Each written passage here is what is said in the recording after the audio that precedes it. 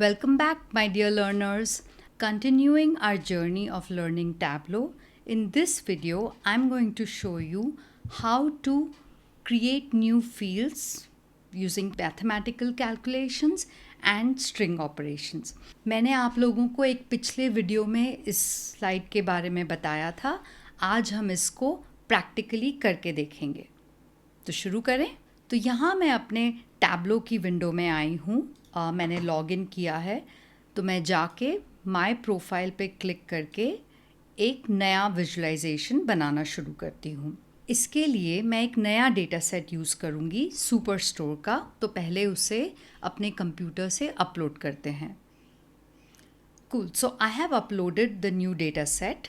तो ये सुपरस्टोर का डेटा लोड करने के बाद में इसमें ये टेबल्स हैं. कस्टमर्स, फुल डेटा, ये इन तीनों टेबल्स का कॉम्बिनेशन है. तो अभी हम फुल डेटा वाली टेबल को इग्नोर करेंगे. ऑर्डर की टेबल है और प्रोडक्ट्स की टेबल है. तो देखते हैं हर टेबल में क्या इन्फॉर्मेशन है. अगर हम ऑर्डर की टेबल को ड्रैग करें यहाँ पे, तो इससे विंडो को थोड़ा ऊपर करते हैं. इसमें हम देखेंगे ऑर्डर, ये वाले पैनल में देख रहे हैं कि ऑर्डर आईडी है, काफ़ी सारी इन्फॉर्मेशन है. कस्टमर की आईडी भी है, प्रोडक्ट की आईडी भी है. अब बाकी दो टेबल्स को कैसे इस टेबल से कनेक्ट कर सकते हैं वो देखेंगे.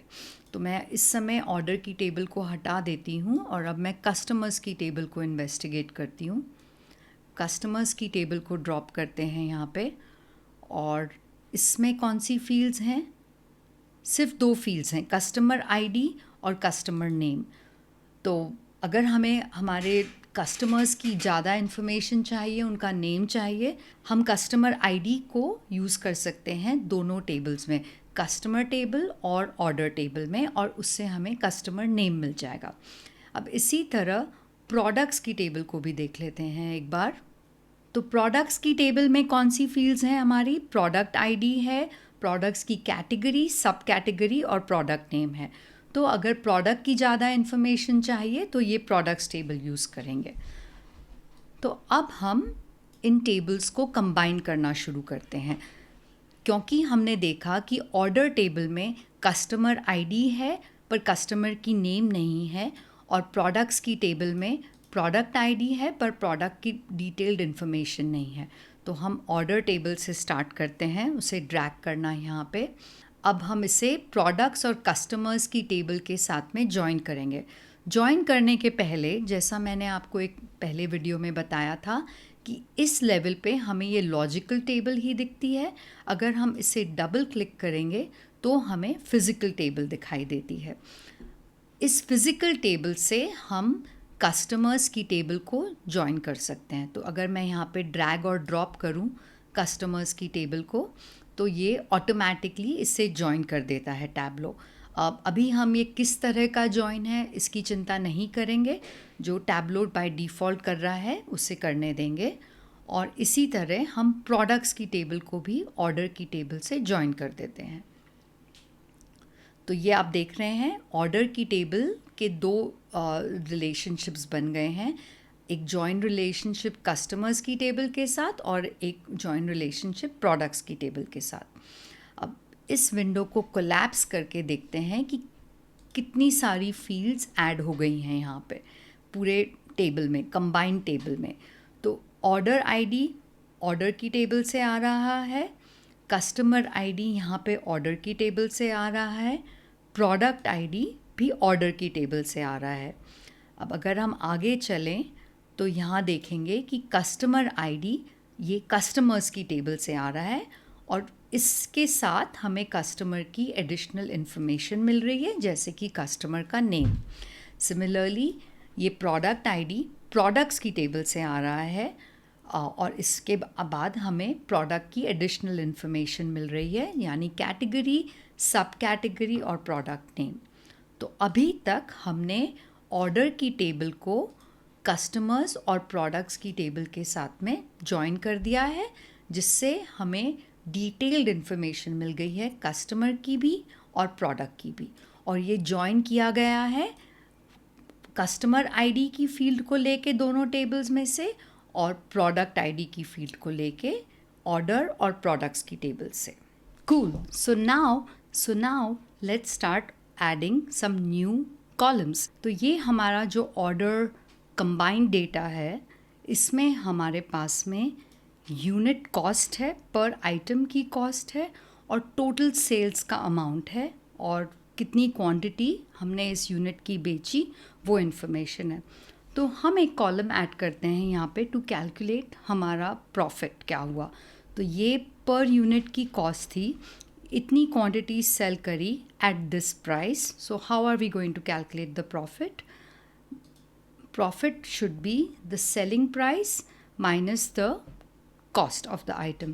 तो create में जाते हैं यहाँ पे और calculated field पे क्लिक करते हैं. तो ये calculation किसका है? इसमें यहाँ पे हम edit करके इसको बोलते हैं profit. और कैसे calculate कर रहे हैं हम profit? Sales minus what is this table called? Just move this here. Sales minus unit cost. So open bracket unit cost. तो ये दिखा दिया हमें कि ये एक नंबर है unit cost. Per unit cost तो एक क्वांटिटी की कॉस्ट हुई, यहाँ पे क्वांटिटी 2 थी उन आइटम्स की, तो हमें इसको मल्टीप्लाई करना पड़ेगा by the quantity.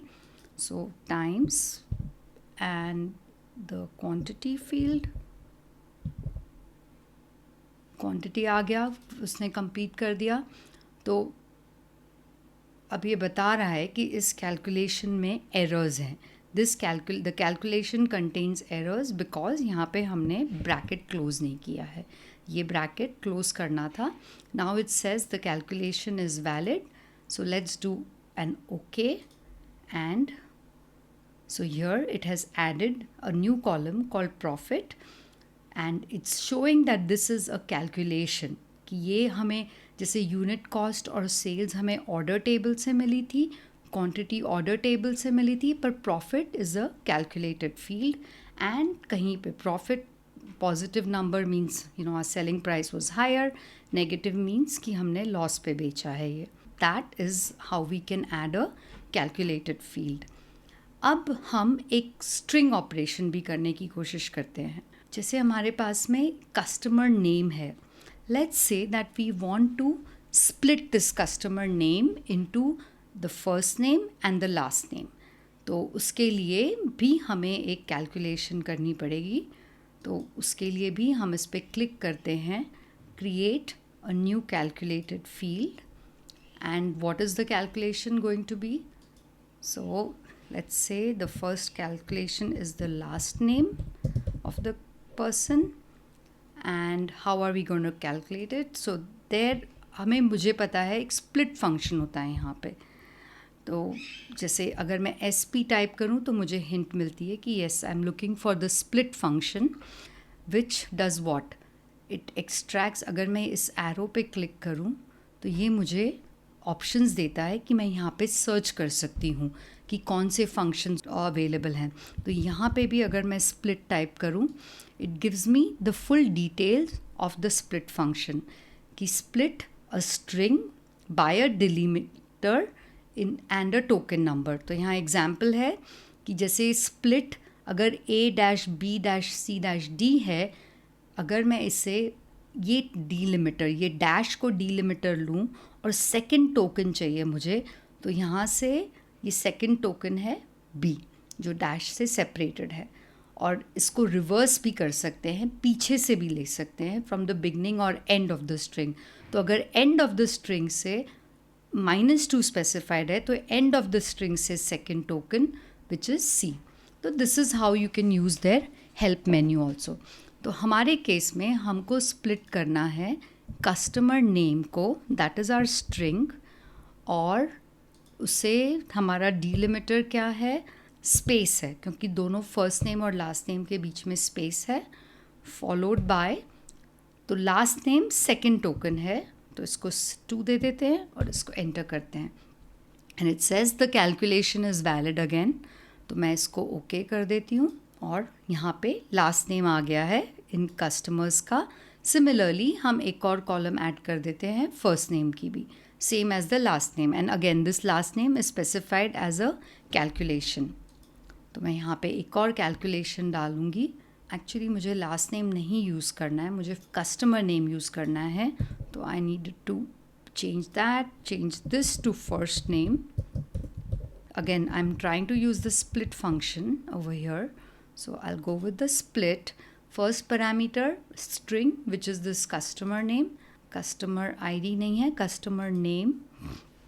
Followed by my delimiter again is a space character. And this time I want the first token because मुझे Claire Goot का Claire वाला part चाहिए. Goot was the last name, Claire is the first name. So I think this calculation is valid. I'll hit OK. And now I have the name broken down into last name and first name. So that is how you can add some calculations to your table and do some mathematical and string operations. Also, don't forget to publish your work. Nahi to it will get lost. So in the next video, we will build some simple visualizations using this data.